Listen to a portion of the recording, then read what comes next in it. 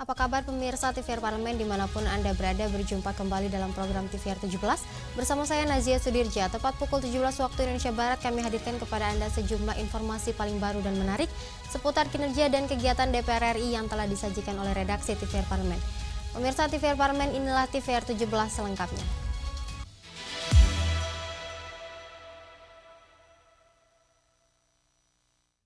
Anggota Komisi 1 DPR RI Rizky Aulia Rahman Natakusuma tegaskan pentingnya kolaborasi internasional dalam mendorong implementasi two-state solution guna mengakhiri konflik berkepanjangan antara Israel dan Palestina. Anggota Komisi 1 DPR RI Rizky Aulia Rahman Natakusuma menegaskan pentingnya kolaborasi internasional dalam mendorong implementasi two-state solution guna mengakhiri konflik berkepanjangan antara Israel dan Palestina. Menurut Rizky, langkah yang diambil oleh Prancis dan Arab Saudi untuk menyelenggarakan konferensi internasional mengenai isu Palestina patut diapresiasi.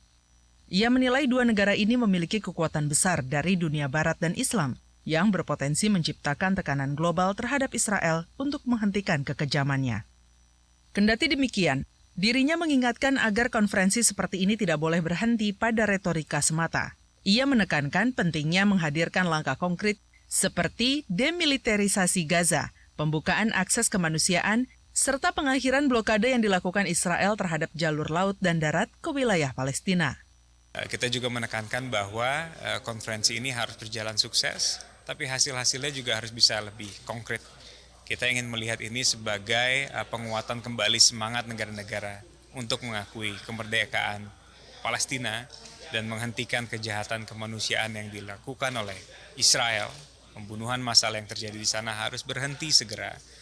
Tapi kita juga ingin melihat ini bukan hanya menjadi ajang penguatan semangat dan retorika, tapi juga ada hasil-hasil yang praktis, baik itu gencatan senjata yang permanen, baik itu akses masuknya makanan dan juga bantuan kemanusiaan harus bisa dipastikan masuk ke dalam Gaza dan lain sebagainya. Rekonstruksi Gaza ke depan ini sudah mulai harus dipikirkan. Nurbani, TVR Parlemen melaporkan. Revisi Kitab Undang-Undang Hukum Acara Pidana terus dikaji oleh Komisi 3 DPR RI, diantaranya tentang Lembaga Perlindungan Saksi dan Korban terkait pasal Advokat Indonesia. Revisi Kitab Undang-Undang Hukum Acara Pidana atau KUHAP terus dikaji oleh Komisi 3 DPR RI. Di antaranya tentang Lembaga Perlindungan Saksi dan Korban atau LPSK, serta terkait pasal Advokat Indonesia. Ditemui dalam rapat dengar pendapat umum atau RDPU Komisi 3 DPR RI dengan Ketua LPSK serta Ketua Perhimpunan Advokat Indonesia beserta jajaran, anggota Komisi 3 DPR RI Safarudin mengatakan, KUHAP perlu untuk mengatasi permasalahan kekinian yang terjadi di tengah masyarakat. Menurut Safarudin, LPSK mempunyai peran yang cukup krusial sehingga perlu diakomodir dan dimasukkan ke dalam pasal Kitab Hukum Undang-Undang Hukum Acara Pidana. Lebih lanjut, ia mengungkapkan pasal yang berkaitan dengan advokat perlu dibahas sebagai panduan bagi advokat Indonesia dalam menjalankan kewajibannya sesuai dengan aturan perundang-undangan. Jadi diharapkan nanti LPSK itu diakomodir di dalam dimasukkan pasal-pasal yang ada di KUHAP yang nanti ini yang akan direvisi ini itu, dan ada beberapa hak-hak tadi disampaikan. Hak-hak tersangka, hak-hak saksi, dan hak-hak korban yang diakomodir nanti di dalam KUHAP itu. Ya, kita memang mengharapkan LPSK ini dimasukkan nanti di dalam pasal-pasal di KUHAP yang baru ini. Kemudian hak-hak advokat itu kan yang selama ini merasa kadang-kadang tidak diakomodir, ya mudah-mudahan nanti bisa terakomodir itu hak-hak dari advokat. Dari Senayan, Jakarta, Arif dan Rizky, TVR Parlemen melaporkan. Terkait perjalanan dinas di lingkungan DPR RI, Sekretariat Jenderal DPR RI menjalin kerjasama dengan layanan operasional korporat dari Gojek Tokopedia yang memungkinkan pengelolaan perjalanan dinas pegawai Setjen DPR RI secara langsung, transparan, dan terdokumentasi secara digital. Demi meningkatkan efisiensi dan akuntabilitas pertanggungjawaban perjalanan dinas di lingkungan DPR RI, Sekretariat Jenderal DPR RI menjalin kerjasama dengan GoCorp, layanan operasional korporat dari Gojek Tokopedia atau GoTo. Layanan ini memungkinkan pengelolaan perjalanan dinas pegawai Setjen DPR RI secara langsung, transparan, dan terdokumentasi secara digital. Sekretaris Jenderal DPR RI Indra Iskandar menjelaskan, sebelumnya pengurusan pertanggungjawaban perjalanan dinas masih dilakukan secara manual yang kurang efisien dan rawan kesalahan administrasi. Sehingga diharapkan pengurusan pertanggungjawaban perjalanan dinas lebih jelas dan terukur dengan penggunaan GoCorp. Jadi kerjasama ini nantinya jauh akan lebih terukur penggunaan anggaran kita dan tentu lebih akuntabel karena semua itu nanti tercatat dan terekam secara jelas. Dan juga yang lebih penting adalah nanti setiap perjalanan resmi itu tidak diukur dari apakah tersedia dana atau tidak. Karena nanti semua itu tercatat dan nanti akan ditagihkan kepada kami. Sementara itu, Deputi Bidang Administrasi Setjen DPR RI Sumaryandono menambahkan, selama masa uji coba, layanan GoCorp telah melakukan berbagai skenario perjalanan dinas termasuk perjalanan mendadak. Ia mengapresiasi GoCorp dalam menyediakan laporan pemakaian dan tagihan secara lengkap dan cepat yang mempermudah proses pengurusan pertanggungjawaban. Nah, itu kita sudah simulasikan dan sudah kita komunikasi dengan GoCorp, mereka bisa memfasilitasi baik itu nanti laporan pemakaiannya maupun laporan tagihannya, keuangannya bisa juga. Ken dan Temi, TVR Parlemen melaporkan. Meski Kementerian Agama rutin melakukan evaluasi tiap tahun, namun faktanya masalah pengelolaan haji masih terjadi sampai saat ini. Beberapa persoalan yang terungkap oleh tim pengawas haji DPR RI seperti keterlambatan konsumsi, keterbatasan fasilitas tenda, serta buruknya layanan transportasi masih terjadi dalam penyelenggaraan haji tahun 2025. Kami hadirkan informasi selengkapnya sesaat lagi. Informasi selengkapnya tetaplah di TVR 17.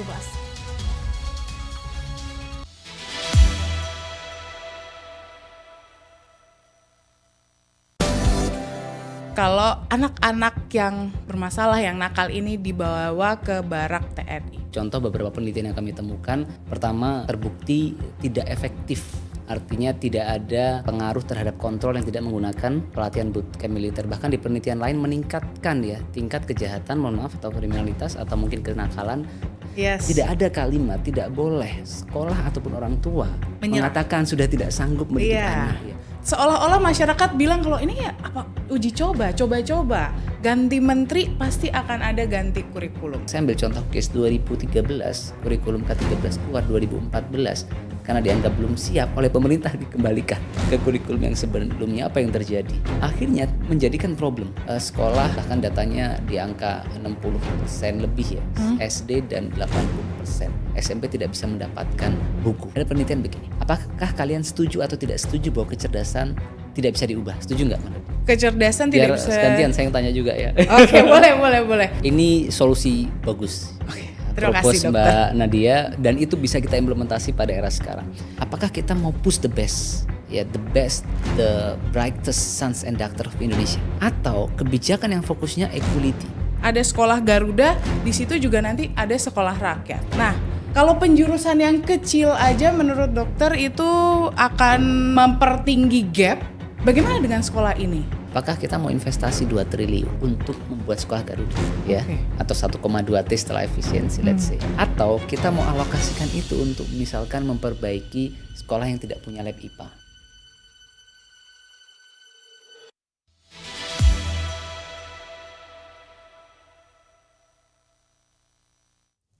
Anda kembali menyaksikan TVR 17.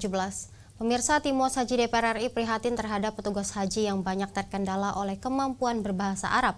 Dampaknya pelayanan penting bagi jemaah mengalami keterlambatan termasuk catering. Sistem perekrutan dan pelatihan petugas haji yang tidak profesional menjadi akar permasalahan dari tersesatnya jemaah hingga terlepasnya lansia dari pendampingan. Simak informasi yang telah dikemas oleh tim redaksi TVR Parlemen dalam segmen editorial Parlemen berikut ini.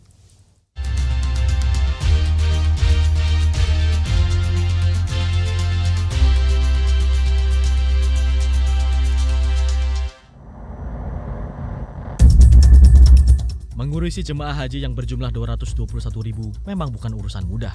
Terlebih, pengelolaan yang meliputi banyak aspek, di antaranya transportasi, logistik, penginapan, hingga kondisi kesehatan serta usia jemaah haji yang beragam. Pemerintah melalui Kementerian Agama memang rutin melakukan evaluasi tiap tahun. Namun faktanya, masalah pengelolaan haji masih terjadi sampai saat ini. ada beberapa persoalan yang terungkap melalui sepak terjang tim pengawas atau tim was haji DPR RI. Keterlambatan konsumsi, keterbatasan fasilitas tenda, serta buruknya layanan transportasi masih terjadi dalam penyelenggaraan haji tahun 2025. Kondisi ini jelas tidak selaras dengan visi pemerintah dalam menghadirkan layanan haji yang transparan dan akuntabel. Cateringnya makanan itu suka terlambat. Makanan yang sedianya dari jam 12 sampai jam 2 itu bisa sampai jam 4 sampai jam 5 baru tiba di lapangan. Banyak jamaah kita yang juga tidak mendapatkan tempat tidurnya di tenda-tenda. Dan soal transportasi juga, itu mereka menunggu angkutan sampai berjam-jam bahkan sampai berhari-hari. Dan mudah-mudahan ini menjadi catatan evaluasi tim pengawas haji untuk tahun 2026 dan seterusnya. Lemahnya koordinasi dan komunikasi antara petugas haji Indonesia dengan otorita Arab Saudi ditengarai menjadi penyebab tak maksimalnya layanan. Tim was haji DPR RI prihatin terhadap petugas haji yang banyak terkendala oleh kemampuan berbahasa Arab. Padahal kemampuan bahasa Arab sangat penting untuk menjalin koordinasi dengan syarikah dan petugas dari Arab Saudi. Untuk petugas haji, sepertinya pemerintah dalam hal ini Kementerian Agama itu harus dievaluasi kembali agar minimal petugas haji itu bisa ada komunikasi dengan petugas-petugas haji yang tentunya ada di Arab Saudi. Maksudnya apa? Jangan sampai petugas haji Indonesia yang ada di Arab Saudi kemudian untuk komunikasinya terputus. Komunikasinya tidak bisa karena memang kurangnya SDM yang memadai. Misalkan petugas haji itu tidak bisa komunikasi dengan bahasa Inggris atau bahasa Arab. Sistem perekrutan dan pelatihan petugas haji yang tidak profesional menjadi akar permasalahan dari tersesatnya jamaah hingga terlepasnya lansia dari pendampingan. Bahkan saat puncak haji, sebagian jamaah tidak mendapatkan bus dan terpaksa berjalan kaki dari Musdalifah ke Mina. Ini kan sebetulnya bukan skema baru ya. Sudah bertahun-tahun kan seperti ini. Harusnya tim Linjam, perlindungan jamaah, kemudian juga yang ada di sektor-sektor digabungkan dulu ketika saat-saat hektik pada posisi lempar jumroh Aqobah di tanggal 10 Zulhijjah ini, semua petugas harus diturunkan.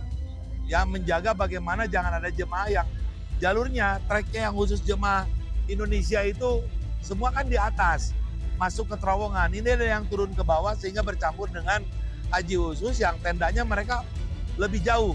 Tim was haji DPR RI menemukan fakta bahwa banyak petugas haji dari bidang akomodasi dan pelayanan hanya mendapatkan pelatihan singkat selama 3 hari tanpa praktik lapangan. Oleh karenanya, perlu ada standar pelayanan minimum dan kualifikasi yang ketat dalam rekrutmen petugas haji. Petugas ke depan, minimal mereka harus bisa berbahasa Arab.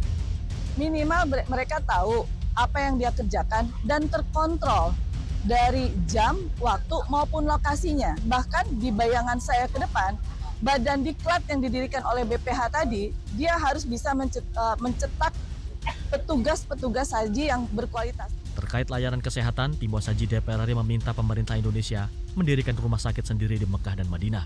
Pasalnya, sejumlah kendala layanan kesehatan terhadap jemaah haji Indonesia terus berulang setiap musim haji.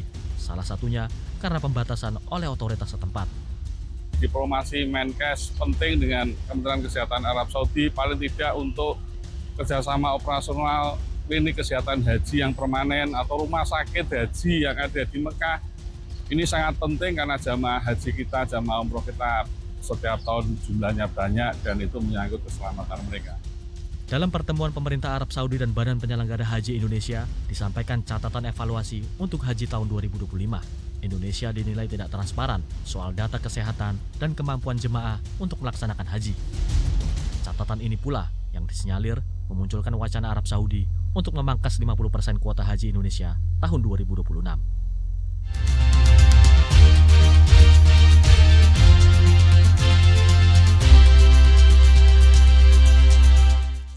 Dikenal sebagai surga terakhir dunia, Raja Ampat kembali menjadi sorotan. Kali ini bukan karena keindahan lautnya, namun karena kerusakan lingkungan dan ekosistem akibat pertambangan. Pemerintah akhirnya bertindak tegas dengan pencabutan 4 izin tambang. Informasi selengkapnya tetaplah di TVR 17.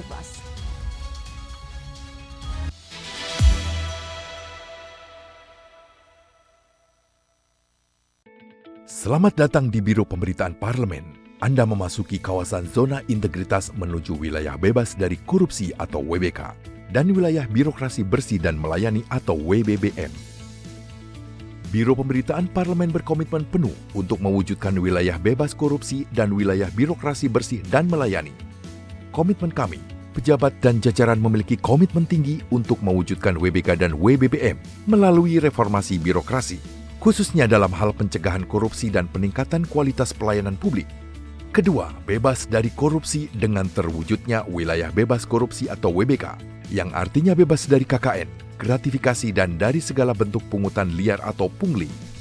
Terakhir, pelayanan prima dengan terwujudnya wilayah birokrasi bersih melayani, yaitu dengan meningkatnya kualitas pelayanan publik dan tercapainya kepuasan masyarakat terhadap pelayanan.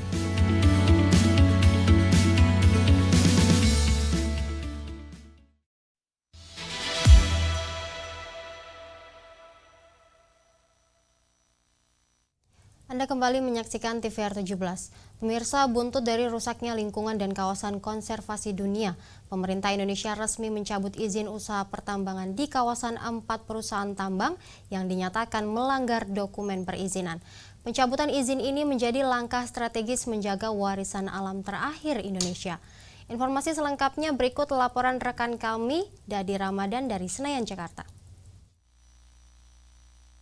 Pemirsa, TVR Parlemen saat ini memang tengah banyak pembahasan terkait bagaimana Save Raja Ampat atau tagar Save Raja Ampat yang banyak sekali kita temukan di sosial media. Dan masyarakat khawatir bahwa konservasi alam di daerah Raja Ampat ini menjadi permasalahan baru, di mana pemerintah telah menerbitkan 5 izin usaha tambang dan telah dicabut oleh Presiden Prabowo. Lalu bagaimana sebetulnya kisah dari pemberian izin terhadap perusahaan tambang ini? Telah bersama kami Bapak Bambang Haryadi, Wakil Ketua Komisi 12. Terima kasih Bapak atas waktunya Pak. Ini bisa diceritakan sedikit Pak, bagaimana pemberian izin usaha pertambangan kepada perusahaan sebelumnya Pak, akhirnya menjadi ramai diperbincangkan di masyarakat Pak. Jadi pertama harus diketahui bahwa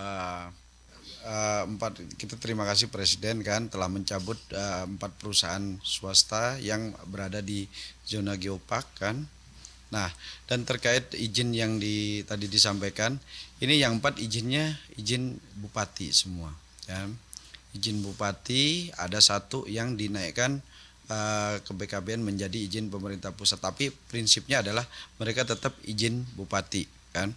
Nah, kalau yang 1 lagi yang PT GAK, itu adalah konsesi berupa kontrak karya generasi ke-7, kan, yang ditandatangani 19 Februari 98 kan, dan itu tertulis dengan jelas di dalam Kepres nomor 41 tahun 2004. Bahkan di Kepres itu tertulisnya masih Kabupaten Sorong kan, PT GAK itu berada di Kabupaten Sorong kan. Nah, kenapa Kabupaten Sorong? Karena pada saat Kepres itu terbit, Kabupaten Raja Ampat belum ya lagi proses pembentukan gitu. Nah, PT GAK itu adalah badan usaha milik negara yang anak perusahaan yang dikuasai ya sahamnya oleh PT Antam gitu. Nah, dan izin operasinya itu 2017 dan mulai melakukan penambangan 2018. Jadi sebenarnya mungkin ada pertanyaan kenapa konsesinya tahun 98 kan? Bahkan dikuatkan di Kepres 41 2004 sebelum Raja Ampat terbit kan, karena kita tahu bahwa pada saat program hilirisasi sektor pertambangan khususnya nikel ini mulai masif di Indonesia, akhirnya 2017 PT GAK khususnya perusahaan PT Antam melakukan pengajuan izin dan izin operasi keluar 2017 dan melakukan penambangan 2018. Nah, kalau strategi konkret sendiri Pak dari DPR tentunya dari segi pengawasan setelah izin dicabut, namun untuk PT GAK ini kan tentunya kan masih akan terus berlanjut penambangan nikelnya Pak. Tentunya diawasi oleh Komisi 12 DPR. Nah, seperti apa pengawasan yang diberikan Pak? Jadi pertama kami sebenarnya sudah bertanya kebetulan ini mitra kami semua, baik itu SDM, lingkungan hidup dan investasi kan. Kebetulan ada di Komisi 12. Kami bertanya kepada Kementerian Lingkungan Hidup terkait hasil temuan di lapangan. Dirjen Gakum menyampaikan bahwa memang sejak awal PT GAK itu temuannya sangat minor karena dalam pengendalian lingkungannya, mereka sudah cukup memenuhi kaedah-kaedah ketentuan yang berlaku gitu kan. Jadi kami berpikir bahwa PT GAK ini sudah kesesuaian lah dari sisi pengelolaan lingkungannya gitu. Nah, kalau ini terakhir Pak, strategi DPR untuk mengharmonisasikan Pak target energi baru ini dengan perlindungan kawasan rentan seperti Raja Ampat nanti seperti apa Pak? Itu kan PT GAK itu di luar wilayah zona geopark.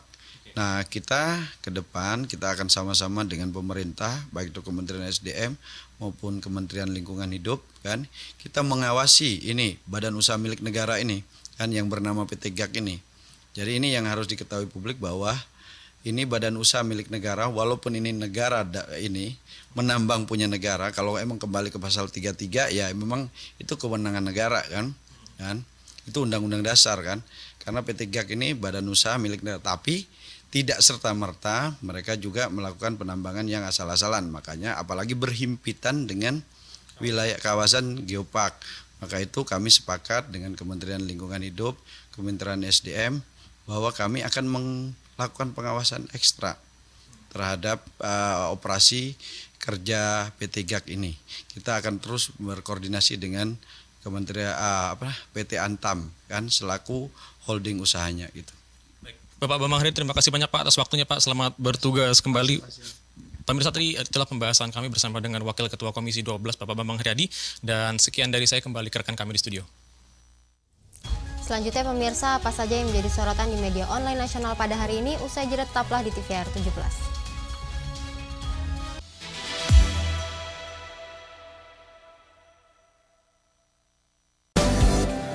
Kalau anak-anak yang bermasalah, yang nakal ini dibawa ke barak TNI. Contoh beberapa penelitian yang kami temukan, pertama terbukti tidak efektif. Artinya tidak ada pengaruh terhadap kontrol yang tidak menggunakan pelatihan bootcamp militer. Bahkan di penelitian lain meningkatkan ya tingkat kejahatan, atau kriminalitas atau mungkin kenakalan. Yes. Tidak ada kalimat tidak boleh sekolah ataupun orang tua mengatakan sudah tidak sanggup mendidik anak. Ya. Seolah-olah masyarakat bilang kalau ini ya apa uji coba, ganti menteri pasti akan ada ganti kurikulum. Saya ambil contoh case 2013, kurikulum K13 keluar 2014 karena dianggap belum siap oleh pemerintah dikembalikan ke kurikulum yang sebelumnya. Apa yang terjadi? Akhirnya menjadikan problem. Sekolah bahkan datanya di angka 60% lebih ya, SD dan 80%. SMP tidak bisa mendapatkan buku. Ada penelitian begini, apakah kalian setuju atau tidak setuju bahwa kecerdasan tidak bisa diubah? Setuju nggak? Kecerdasan biar tidak bisa. Gantian saya yang tanya juga ya. Oke, boleh. Ini solusi bagus. Terima Propose kasih, Mbak Nadia, dan itu bisa kita implementasi pada era sekarang. Apakah kita mau push the best? Ya, the best, the brightest sons and daughters of Indonesia, atau kebijakan yang fokusnya equality? Ada sekolah Garuda, di situ juga nanti ada sekolah rakyat. Nah, kalau penjurusan yang kecil aja menurut dokter itu akan mempertinggi gap, bagaimana dengan sekolah ini? Apakah kita mau investasi 2 triliun untuk membuat sekolah Garuda ya, atau 1,2 T setelah efisiensi let's say, atau kita mau alokasikan itu untuk misalkan memperbaiki sekolah yang tidak punya lab IPA?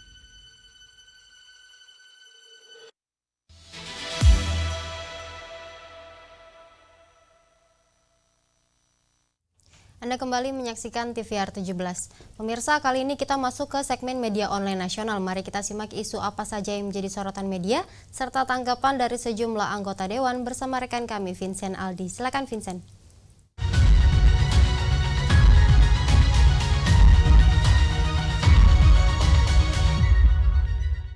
Ya, terima kasih rekan Nazia, dan halo, apa kabar pemirsa? Kembali bersama saya Vincent Aldi di segmen media online nasional.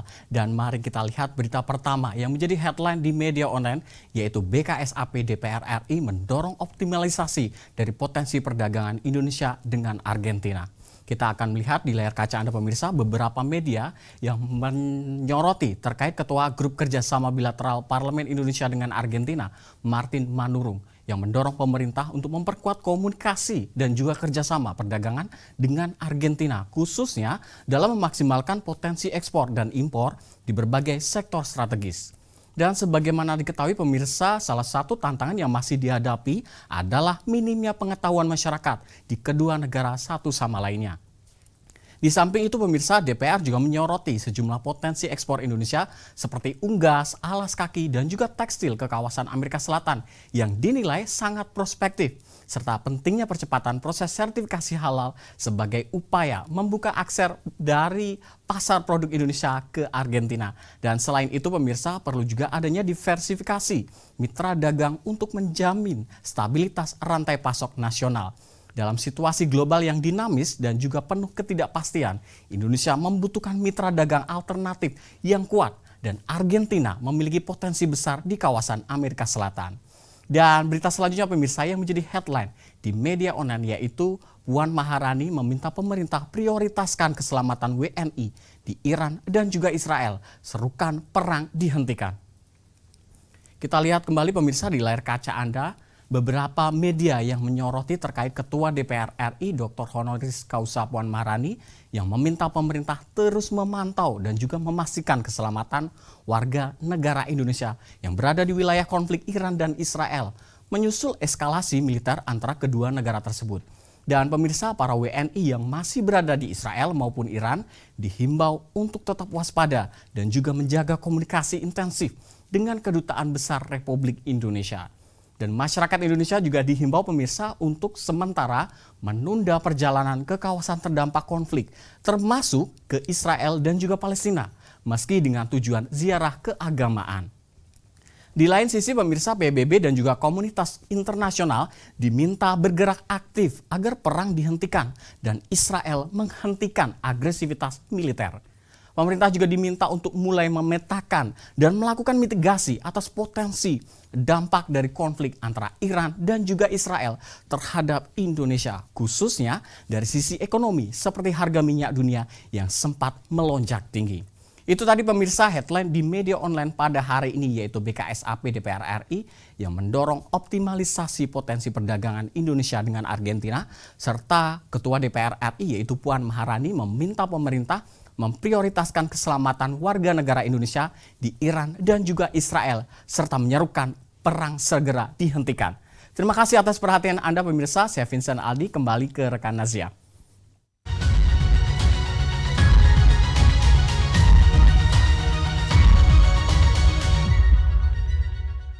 Terima kasih rekan Vincent yang telah menyampaikan sejumlah update sorotan dari media online nasional pada hari ini.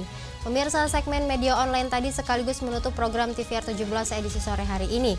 Saya Nazia Sudirja beserta seluruh kru TVR Parlemen yang bertugas mengucapkan terima kasih dan pamit undur diri dari hadapan Anda. TVR Parlemen, referensi Indonesia.